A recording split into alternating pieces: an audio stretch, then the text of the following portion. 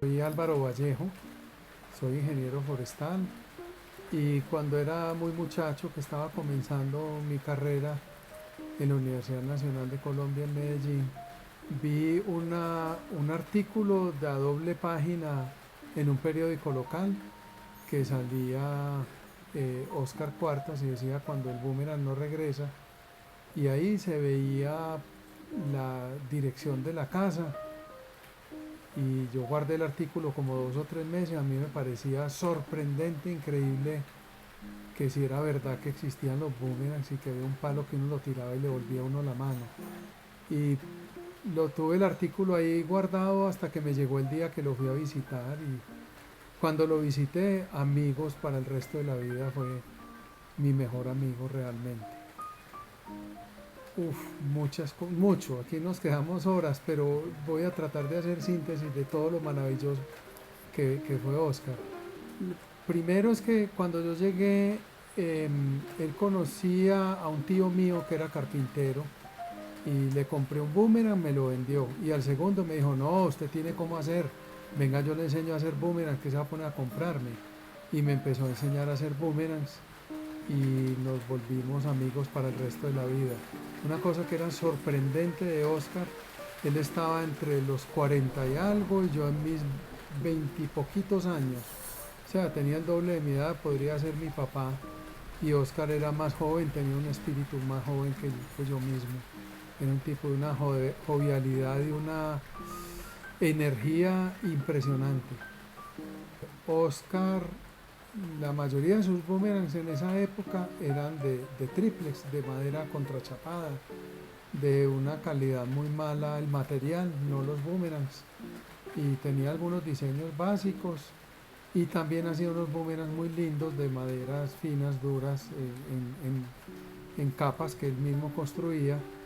Él mencionó que él iba a lanzar cerca a la Plaza de Toros de acá de Medellín, que había una manga muy grande, un área libre de árboles con espacio más que suficiente. Cuando yo le compré el primer boomerang, me fui a lanzar con otro amigo, nunca los había visto lanzar, no me regresaban, eso daba curvas y con eso yo quedaba feliz, pero no regresaban. Y entonces nos acordamos, el amigo y yo, que Oscar había mencionado que iba a lanzar boomerang los domingos a esa manga. Y entonces fuimos allá y allá ya por primera vez vi un boomerang regresar a la mano. Inmediatamente entendí cómo se lanzaba y 5 o 10 minutos después yo ya estaba atrapando mis boomerangs. Había otro amigo, Martín Gil, que estaba ya lanzando, y luego fueron apareciendo más personas. Recuerdo de esa época a Eduardo Villegas, un señor de apellido Vázquez, que no volví a ver mucho. Después yo llevé un amigo, Mauricio Lemos, que era muy fuerte y hacía unos boomerangs preciosos, que también aprendió con nosotros. Y se armó un grupo que era maravilloso, un entretenimiento súper sano. Pasábamos horas de horas lanzando y hablando de boomerangs, y fue una época muy bella de nuestra vida. Sí, ese era el normal, digamos, 90% de las veces íbamos allá porque era muy fácil, muy central, el espacio era muy adecuado, digamos, la distancia de boomerang que usábamos en esa época daba suficiente, calculo yo unos 70, 80 metros de distancia, que era lo máximo que tal vez alcanzaríamos, daba. Después ya empezaron a mejorar, digamos, las distancias, y una que otra vez los boomerangs se golpeaban contra los cables de alta tensión, que ya quedaban bastante lejos. Entonces, para larga distancia sí era un poquito corta el área, pero a la mayor parte del tiempo era perfecto el sitio.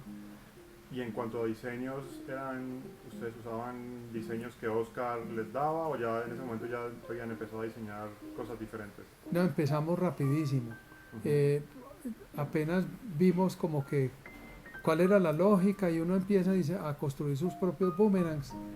Ya era esa inquietud de, y si le hago el ala más cortita, más larga, más ancha, más corta, más de todo, si le volteamos esta punta, y Después de lanzar boomerangs, iba con Mauricio, a veces con Martina a mi casa, teníamos buenas herramientas Ujú, y esto empezábamos a experimentar y a hacer locuras. ujú, Tal vez la mayoría volaban, unos que otros no, pero ujú, sí logramos hacer, no sé, por lo menos decenas de diseños. Algunos de ellos lograron pues como perdurar bastante, ser muy buenos diseños. Oscar también se mantenía variando, ujú, mejorando sus diseños de una u otra manera, haciendo más grandes, más pequeños, poniéndoles plomos de distinta manera, haciéndole estos agujeros que fue muy interesante de Oscar, en la superficie, tipo bola de golf. bola de golf. Yo tenía un boomerang que fue el prototipo de él con esos agujeros, súper interesante porque estaba agujereado toda la superficie, incluyendo el borde de ataque e incluyendo la parte plana del boomerang. Wow, Entonces a él no le voló, obviamente, porque eso le causaba mucha resistencia al resistencia. viento y entonces no volaba. Pero ahí Ujú, fue el súper aporte de Oscar, fue no rendirse, ujú. sino que empezó poco a poco a tapar los huequitos, Ah, los hizo con una pasta que él mismo preparó ujú, y le dio al clavo porque dejó los agujeros solo en el borde de salida de cada ala, todo lo demás quedó tapado y ahí sí el boomerang volaba más suave, no más lejos, ujú. pero requería menos fuerza para lanzarlo. Y yo creo que ese fue el gran descubrimiento, lo de hacer los agujeros. Bien, pues digamos que las bolas de golf ya se les aplicaba, Ujú. pero el hacer digamos, ese experimento e ir sellando los agujeros que no servían, me parece que fue un gran logro. A mí no se me hubiera ocurrido, por ejemplo. Genial. Contanos un poquito cómo fue el origen del loro, la anécdota que hay detrás del nacimiento del loro. El loro es muy simpático porque un día llegamos allá a esa manga a lanzar y había un señor que yo no conocía, había llegado en moto, estaba lanzando boomerangs. Cuando yo llegué, nosotros los tirábamos al piso, los poníamos a la sombra para que no se fueran a dañar y había un boomerang muy feo, hecho en madera contrachapada de más bien mala calidad y parecía hecho con machete, o sea, era una porquería de boomerang. A mí me dio mucha risa, yo decía, ¿cómo será esto volando? De verdad que me dio mucha risa. Y nos, lo gozamos con otro amigo que estaba ahí. Nos dio pero risa. Y nada, pero prudente, o sea, no nos dejamos ver la risa del dueño del boomerang. Y lo había hecho esta persona. Él resultó que era un tenista, por lo tanto tenía un brazo súper poderoso. Lanzó ese boomerang, era como una especie de omega deforme, una omega no simétrica.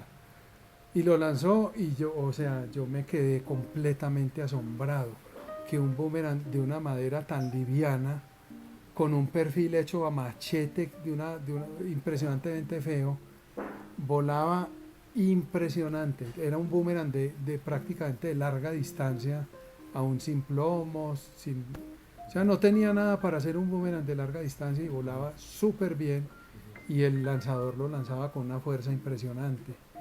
Y nada, pues yo como que escondido de vergüenza, menos mal no me dio reírme del boomerang.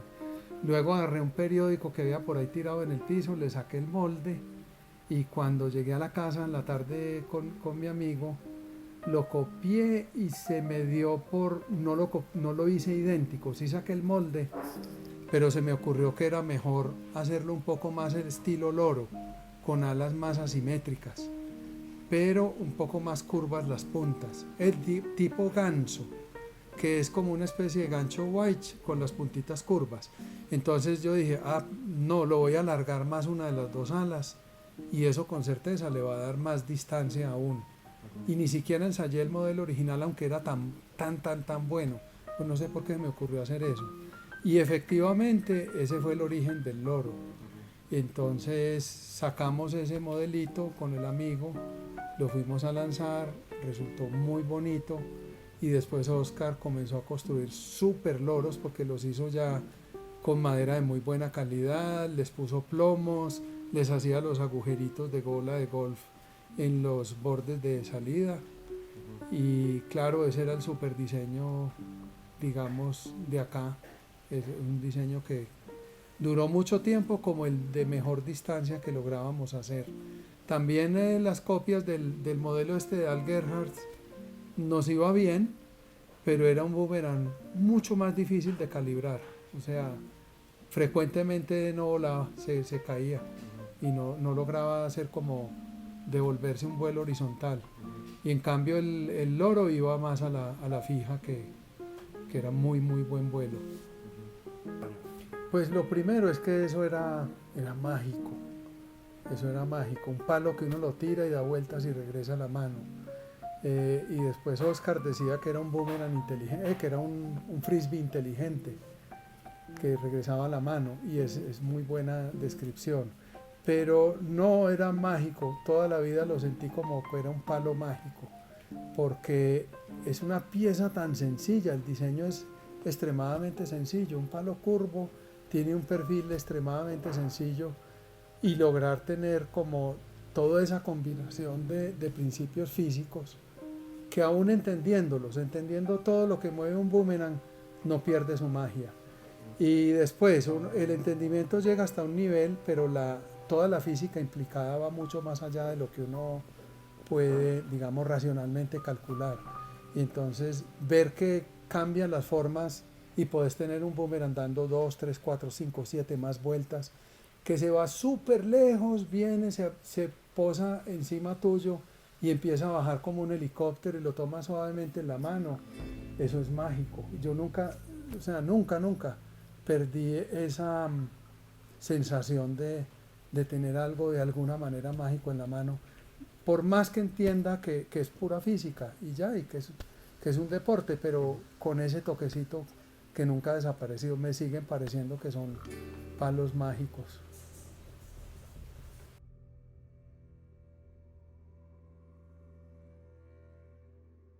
Un buen momento, un cambio muy grande. Yo recuerdo que teníamos boomerangs que volaban 15, 16, 17 segundos cronometrados, y eso era espectacular para nosotros. Un modelito que llamábamos Fox, una especie de tradicional con una alita curva, uno de los lados, y eso daba unas 4 o 5 vueltas y lograba planear, tomar una cierta altura, y ya nos parecía una maravilla. Y algún día Oscar recibió algunos de Estados Unidos y él empezó como siempre a experimentar, a ensayar distintos materiales, a hacerles diedros mucho más fuertes, mucho más desequilibrio entre el ala de levante y el ala de repique, y eso empezó a volar impresionante, y ya tomaban una altura para nosotros maravillosa, y después era quédese mirando. Entonces ya cambió un poco la dinámica, ya no era tanto que todos nos poníamos a lanzar, que es lo que más ocurría, y rara vez nos parábamos a mirar solamente al otro un rato. Y aquí ya con estos modelos, al rato terminábamos todos sentados mirando solo a uno, y ya queda uno con dolor de cuello de estar mirando para arriba. Muy, muy bello. Era un poco difícil porque en Medellín hay unas corrientes de viento como muy constantes, y ya pasaba la media mañana, ya había viento y era más difícil para estos boomerangs que llegaran a la mano, pero aún así era precioso verlos volar. Yo nunca fui bueno, construí más o menos bueno. A mí me iba mejor en los, llamémoslos genéricos, me iba mejor un poquito más en los de larga distancia. En MTA no era tan bueno, y lanzando tampoco, porque yo sí tengo un problema. Yo siempre lancé con los dedos. Yo nunca fui capaz, pues sí podía, pero no me salía muy bien agarrar con todo el brazo el boomerang. Entonces yo no he sido capaz de transmitirle toda la fuerza del brazo al boomerang, porque no sé, con los dedos no lo logro. Y entonces no fui muy buen lanzador de MTA. Por ejemplo, Oscar lanzaba mucho mejor MTA que yo. A mí sí me iba muy bien con los boomerangs de distancia, aun siendo con los dedos. No sé por qué, tal vez como, digamos, el tipo de palanca, la mecánica que da el boomerang, era más favorable a mi brazo. Y en lo que a mí sí me iba súper bien es que yo era ambidextro. Y entonces lograba lanzar boomerang exactamente igual con cualquiera de las dos manos, y disfrutaba mucho, digamos, lanzar un rato con una, después con la otra, hacer boomerangs con los cuales me iba mejor con la mano izquierda, otros que me iba mejor con la derecha. Eso sí disfruté mucho, el MTA no tanto. Eh, ¿Qué pensás que, por qué crees que nunca llegó a ser un deporte un poco más extendido en Colombia? ¿Cuál crees que fue la razón? O sea, vos viviste obviamente tal vez la mejor época del boomerang en Colombia, que había en Sí, ese momento que no hay ahora, por ejemplo. sí, Ya que hay más vea, información disponible, más facilidad, ¿por qué? bueno, vea, dos cosas. Primero, el boomerang siempre ha tenido y va a tener un competidor impresionante, que no lo va a dejar nunca tener espacio, que es el futbolista. Entonces, nosotros, por ejemplo, íbamos a lanzar boomerangs, llegaban futbolistas y se fueron de aquí. O Adiós. sea, obviamente el pasto es para jugar fútbol, No, sí, no para perder el tiempo con palos. Y ya llegan 10 12 personas y te echan. Y digamos que la tolerancia o la capacidad de compartir entre un futbolista y un bumeranguista es muy distinta, eh, sin ofender, pero es muy real total. y te tienes que ir.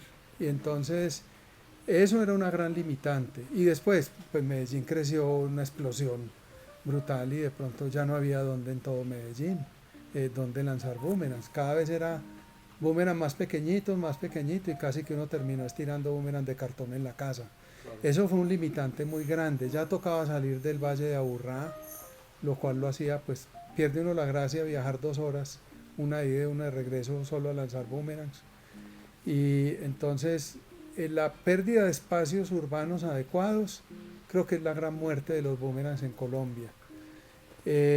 Y después, bueno, hay deportes que se quedan y que están súper arraigados en Colombia. Yo creo que el boomerang ocupa como un espacio, no es elitista, no segrega, no es eso, pero es un espacio que no es para cualquier persona, no cualquier persona lo ve encantador. Pues claro, todos van a decir así súper chévere, eso sí no hay duda, pues nadie va a decir que es una porquería, Claro. pero no conquista a todo el mundo, tiene su toque especial, ni siquiera llega tanto como un frisbee, por ejemplo. Exacto. Pero entonces no hay tanta gente que lo vaya a disfrutar. Y si encima no tienes espacio donde, Claro. pues ni modo. Mucho más difícil. Ya fue llegando como, digamos, toda la información y lo que sea, pero digamos que Colombia ya tiene, todo el mundo tiene sus ojos puestos en otras cosas, en deportes más confinados, más urbanos, que tienen más fama y más difusión en los medios en América Latina. El boomerang, a pesar de que uno encuentra mucho en internet, no tiene una penetración Sigue siendo marginal. grande, sigue siendo marginal exactamente. Y yo creo que ya se quedó así, porque y cada vez más ya no hay Cada vez más. espacio donde.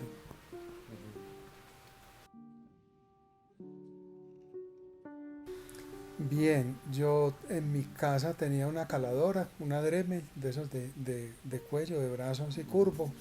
Tenía una buena lijadora.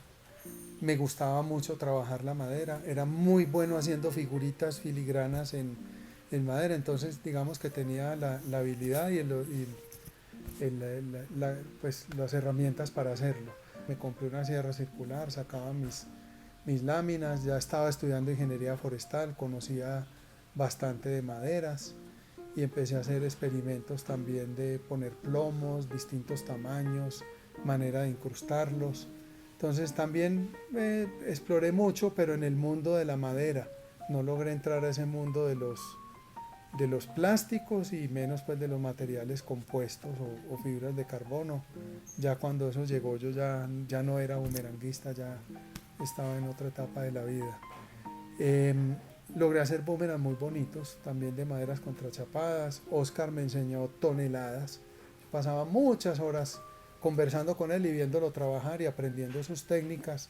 Y a veces le logré llevar algunas ideas también de mi lado, sobre todo por como trabajaba yo, digamos, la filigrana en la caladora, de cómo combinar maderas de formas que él no había considerado.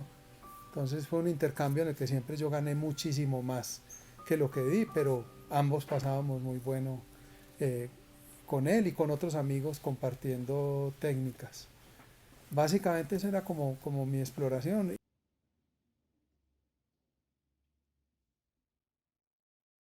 Uno es que ojalá puedan sentir esa parte mágica que hay en un palo curvo, que es capaz de volar, dar un poconón de vueltas, divertirlo a uno y regresar dócilmente a la mano, o hasta fuertemente, dependiendo del modelo. Pero ojalá puedan sentir esa magia. Si la sienten, va a ser un deporte muy lindo, que tiene una parte indescriptible, pero que llena mucho, que no es fácil decirlo en palabras.